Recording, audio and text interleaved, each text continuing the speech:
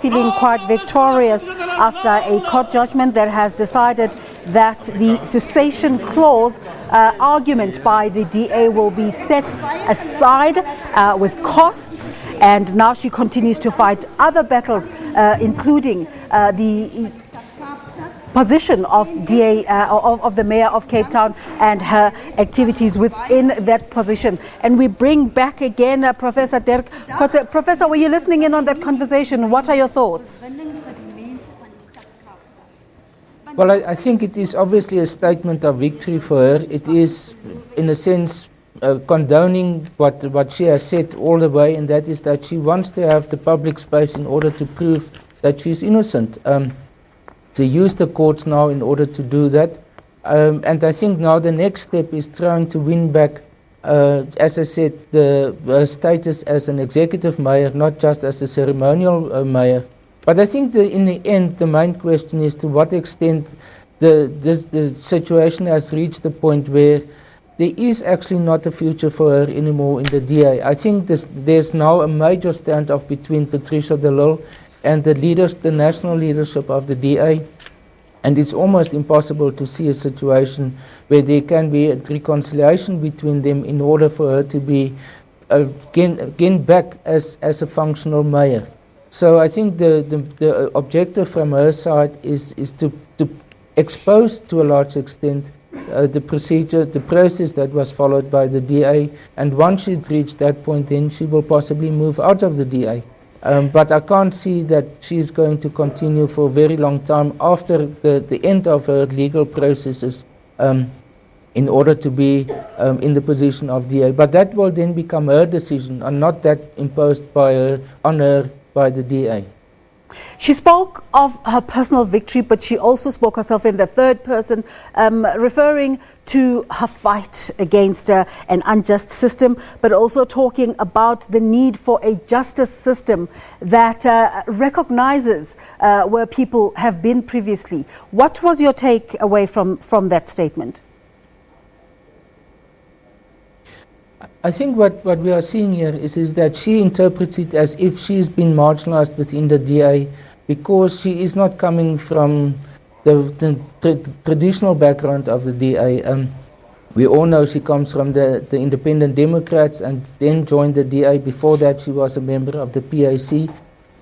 That is not necessarily a disqualification for her, but I think the way in which, the direction in which it is going at the moment, especially in the Western Cape, is that there appears to be some fight back from the traditional constituency within the DA in the Western Cape on the one hand, and on the other hand there is the push from the national leadership, from Musi Maimane specifically, also to have a new approach to the DA also in the Western Cape, and that's why one of the reasons why Bonginkosi Madikizela is the new provincial leader there. Mm-hmm. So I think it's going to become an exceptionally difficult choice for the DA leadership. Are they going for a traditionalist person coming from the traditional constituencies in the Western Cape, or is it going to be a relatively newcomer in the form of Madikizela? At the same time, the question now is what is the future of the so-called colored community within the DA? And there's lots of debate about that. These decisions or this process that has been followed now is alienating a lot of their support. So in that sense, it is really an exceptionally difficult situation for the DA to deal with. Which begs the question, Prof, in the matter of the DA against Patricia De Lille, are they going to go back to the drawing board and try to test a different strategy? Or we heard Natasha Mazzoni this morning on SABC News still adamant that no matter what the court says, they still believe that Patricia De Lille declared did a public declaration to leave the party. Will they change their strategy? I think they have no choice but to change the strategy. I think the judgment of this morning to a large extent have discredited the approach that they followed. The idea of being able to get rid of her simply because of a statement she made or pronouncement she made in a radio interview clearly is not going to be convincing anymore. Even if they reconstitute the Federal Legal Commission, if they follow the procedure according to the letter and the spirit of their own constitution, I don't think it's going to be convincing for the public at least, and therefore they will have to look at it from a different perspective. And I think that's the main headache for the DA, is what to do, because they've tried most of the options that they had. They tried in the motion of no confidence in the council. They've tried the recall process within the DA. They've tried this option of declaring her membership as being terminated. And there's no actually other options left for them. I think that what we are seeing is that the DA itself, their own caucus in the Cape Town Metro Council, as well as the parliamentary composition caucus, that's divided. The vote in the parliamentary caucus of the Metro Council was a 70%, 30% division. So there's not absolutely consensus within the DA about how they have to deal with Patricia De Lille. And I think that's the main headache for the DA, is that there's difference of opinion about the future and about the role that she's playing in the DA. Prof, you spoke earlier about the coloured constituency. Just unpack for us what this means in terms of Western Cape politics. Well, the demography of the Western Cape is different from most parts of South Africa, in the sense that the coloured community is the majority in the Western Cape. The black African community this composition is growing over time.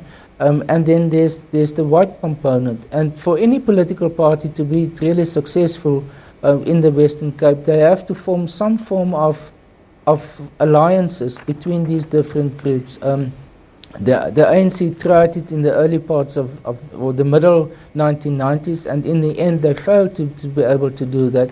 Then over time the DA took over a lot of the support of the old National Party. And that was the reason why they managed it. But it depended always on a majority of support from the coloured community. In the early 90s, they supported the ANC, and over time they moved over to what is today the DA.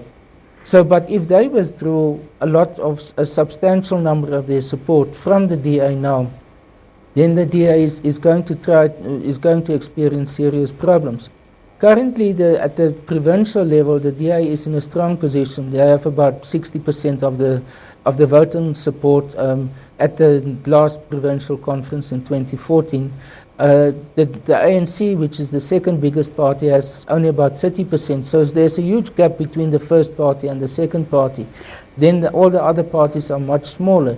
So there is a real buffer almost that exists. But as the ANC's own history shows us, you can never count on that it is uncontested or will become uncontested. So in that sense, the DA will have to be careful that it's not going to start losing support. And that to a large extent depends on what will be the support of the coloured community. That point you're bringing up about contestation, let's go back to that 60%, 30% split you were talking about, and the African National Congress in the Western Cape also trying to prop themselves up. They've brought back Ebrahim Rasool as almost like their front man leading up to the elections. How can that impact on the DA's efforts going toward the election? I think the ANC is essentially also in trouble in the Western Cape. The fact that Ebrahim Rasool has been brought back while he is a former premier of the province indicates that there is no leadership at the moment. There's no real replacement for Marius Fransman yet. So it means that there is a leadership vacuum in the ANC in the Western Cape.